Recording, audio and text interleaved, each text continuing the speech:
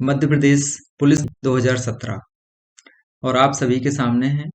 Discussion करेंगे, थोड़ा सा गहराई में जाएंगे कि क्या है टॉपिक और क्या उसके अंदर है, जिससे अगर उससे रिलेटेड या उससे एसोसिएटेड या उससे संबंधित कोई शब्द या कोई प्रश्न पूछा जाता है तो उसको भी आप सॉल्व कर सकें। तो स्टार्ट करते हैं हम। पहला प्रश्न है हमारा, निम्नलिखित जिलों में कौन सा अफीम उत्पादन के लिए जाना जाता है? तो अफीम उत्पादन के लिए जो फेमस जिला है ये है मंदसौर।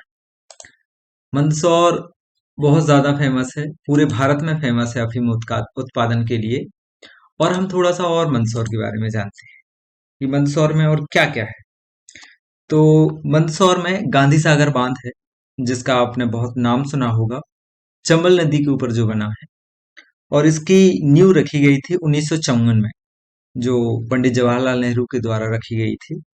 115 मेगावाट बिजली उत्पादन यहाँ से होता है। और अगर हम मंदसौर के बारे में जानें तो यहाँ पर शिवना नदी है और पशुपतिनाथ का मंदिर है, जो बहुत ज्यादा फेमस है पूरे इंडिया में। और अगर हम बात करें तो ये इस तरफ झाबुआ गुजरात बॉर्डर बॉर्डर से लगता है।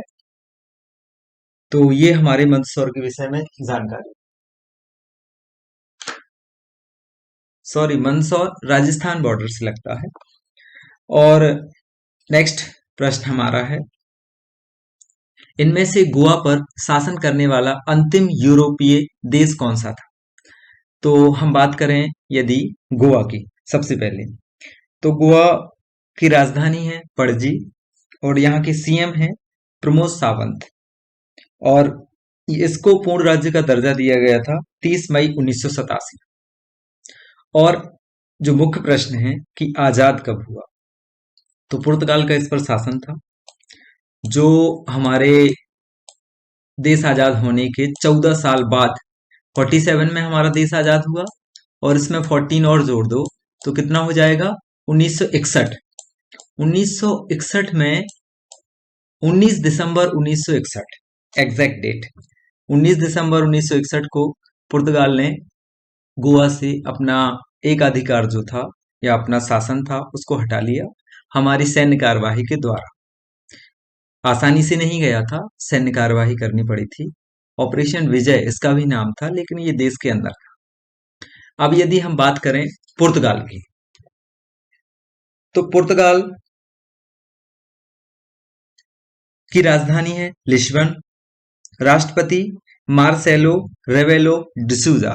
थोड़ा सा टफ नाम है, एक बार और, मार्सेलो रेवेलो डिसूजा राष्ट्रपति। पीएम है एंटोनियो कोस्टा। और सबसे पहले अगर कोई भारत आया था तो ये 1498 में आया था, पुर्तगाली नाविक जिसको हम वास्को डी गामा कहते हैं। और भ्रांति ये है कि हम उसको ये बोलते हैं कि भारत की खोज किसने की? वास्को डी गामा ने। लेकिन भारत पहले से था, ऑलरेडी था, उसने एक रास्ता खोजा था भारत आने का, पश्चिम से, यूरोप से, यूरोप महाद्वीप से। तो ये है, तो यही हमें जानना है। अगला प्रश्न है हमारा, फ्रांस, प्रश्न नहीं अगला टॉपिक, इसी में हम यदि बात करें तो फ्रांस की बात करते हैं। फ्रांस की राजधानी पेरिस। राष्ट्रपति इमानुअल मैक्रोन है और पीएम है एडवर्ड फिलिप। बात करते हैं हम अगर इंग्लैंड की, तो इंग्लैंड की राजधानी लंदन और यहाँ पर पीएम बोरिस जॉनसन है। इसी क्रम में अगर नीदरलैंड की बात करें तो नीदरलैंड में एम्स्टर्डम इसकी राजधानी है। सम्राट, यहाँ पर अभी भी राजसी शासन है। और सम्राट, सम्राट का नाम क्या है? Blame Alexander. और पीएम यहाँ पर है मार्क रुtte। रुtte, मार्क रुtte। वैसे पूछा नहीं जाएगा लेकिन फिर भी हमें पता होना चाहिए। अब हम बात करते हैं अगले प्रश्न की। इस प्रश्न का आंसर क्या है? पुर्तगाल सबसे बाद में गया गोवा पर शासन छोड़कर 1961 में, 19 दिसंबर 1961। अगला प्रश्न, प्राचीन समय में इनमें से कौन सा शहर प्रयाग के नाम से जाना जाता है? तो सभी जानते हैं, इलाहाबाद की बात हो रही है। अगला प्रश्न है, बाण सागर बांध नाम इसके ऊपर से रखा गया है। जो बाण सागर बांध है, सबसे पहले ये जानो कि ये है कहाँ। बाणसागर बांध शहडोल जिले में है, मध्य प्रदेश के शहडोल जिले में। ठीक है। और इस पर बाणसागर परियोजना है, जो कि बाणभट्ट के नाम पर नाम रखा गया। और अगर हम बात करें कि ये संयुक्त परियोजना है, उत्तर प्रदेश भी शामिल है इसमें, और बिहार भी शामिल है, और मध्य प्रदेश भी शामिल है। किस नदी पर है ये? सोन नदी पर है। अगला प्रश्न है, मध्य प्रदेश उच्च न्यायालय का पहला मुख्य न्यायाधीश कौन था या कौन थे? तो सबसे पहले मुख्य न्यायाधीश थे न्यायमूर्ति एम हिदायतुल्ला। और यदि हम बात करते हैं कि इसमें पीवी दीक्षित कौन थे, तो पीवी दीक्षित जो थे ये हमारे यहाँ के चीफ जस्टिस रहे हैं हाई कोर्ट के, लेकिन ये रहे 1959 से 1969 के समय। और हमारा अगर हम बात करें जीपी सिंह या जीपी भट्ट की, तो ये रहे हैं हमारे chief justice of high court 1978 से 1984 के बीच में। और अगर हम बात करें न्यायमूर्ति एम हिदायतुल्ला की, तो ये कार्यवाहक राष्ट्रपति भी रहे हैं। कार्यवाहक राष्ट्रपति ये कब रहे हैं? 1969 के समय पर। और इनको फुल फ्रेश उपराष्ट्रपति भी बनाया गया था, जो 1979 से 1984 तक ये रहे, 1979 टू 1984। ये इंदिरा गांधी जी का उस समय पर प्रधानमंत्री थी उन, और उसी समय पर ये उपराष्ट्रपति जो है राज्यसभा का सभापति होता है, उपराष्ट्रपति होता है। और अगर हम बात करते हैं इसमें से किसकी बात की जाए, पीवी दीक्षित हो चुके हैं, जीपी सिंह हो चुके हैं, और ऊपर एक और नाम है एम खानविलकर जी जो हैं, ये चीफ जस्टिस रहे हैं हमारे इंडिया के। चीफ जस्टिस नहीं, हमारे सुप्रीम कोर्ट के एक जज रहे। अगला प्रश्न हम बात करें 1991 के आर्थिक सुधारों के दौरान वित्त मंत्री कौन थे? तो ये हमारे मनमोहन सिंह की बात हो रही है। अगला प्रश्न, राजतरंगिणी के लेखक कौन थे? तो राजतरंगिणी के लेखक हैं कल्हड़। राजतरंगिणी जम्मू कश्मीर के ऊपर लिखी गई है। लोकसभा का पूरा कार्यकाल होता है, कितने वर्ष का होता है? ये 5 वर्ष का होता है लोकसभा का कार्यकाल। राज्यसभा का जो सदस्य है वो 6 वर्षों के लिए चुना जाता है। लोकसभा जो सांसद हैं लोकसभा के, वो 5 वर्षों के लिए चुने जाते हैं। पोर्ट विलियम कोलकाता में खालिस्तान नदी के किनारे बनाया गया है। तो कोलकाता किस नदी पर बसा हुआ है?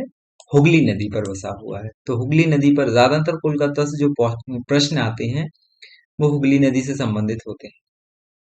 अगला प्रश्न है आपका, सिविल अवज्ञा आंदोलन शुरू किया गया था, जिसको हम सविनय अवज्ञा आंदोलन भी बोलते हैं। ये कब शुरू हुआ? 1930 में शुरू हुआ था, जब भी वहां उसी टाइम पर प्रथम गोलमेज और द्वितीय गोलमेज सम्मेलन भी हुए थे लगातार, जिसमें गांधी जी ने भाग लिया था द्वितीय गोलमेज में, और हमारे अंबेडकर जी ने दोनों में भाग लिया था। अगली बात करते हैं हम, सिखों के 9वें गुरु थे। तो सिखों के 9वें गुरु जो थे ये जो तेग बहादुर जी थे, और 10वें गुरु सभी जानते हैं गुरु गोविंद सिंह जी थे। उनके बाद से सिख खालसा जो बुक है गुरु की, उसी को गुरु मान लिया गया था। इन चान एशियाई खेल 2014 में भारत द्वारा जीते गए स्वर्ण पदकों की संख्या क्या थी? तो ये संख्या थी 11। उमा भारती के बाद कौन मध्य प्रदेश के मुख्यमंत्री बने? तो सभी जानते हैं उमा भारती के बाद कुछ समय के लिए हमारे बाबूलाल गौर जी को बनाया गया था मुख्यमंत्री, और उसके बाद से हमारे शिवराज सिंह जी को बनाया गया था, जो अभी प्रेजेंट टाइम में भी वो मुख्यमंत्री हैं मध्य प्रदेश के, जो हमारे मामा जी हैं। सभी लोग इनको मामा जी कहते हैं प्रेम से, और ये सभी को अपने भांजे भांजिया बोलते हैं। मामा जी सभी परेशान हैं जॉब के लिए, जरूर आप कुछ कीजिए, वैकेंसी निकालिए। हम भी तैयारी में हैं और इंतजार में हैं कि आप कुछ करें, तो भांजों का कुछ भला हो, भांजों का और भांजियों का भला हो। चलिए आगे बढ़ते हैं हम। भौगोलिक रूप से भारत का सबसे छोटा राज्य कौन सा है? तो गोवा भौगोलिक रूप से भारत का सबसे छोटा राज्य है। और जनसंख्या अगर हम बात करते हैं तो सबसे कम केरल की है। तो आज के लिए मैं इतना ही बोलूंगा। सभी को धन्यवाद, और मेरा चैनल सब्सक्राइब करें, लाइक करें, शेयर करें। Thank you so much to all of you.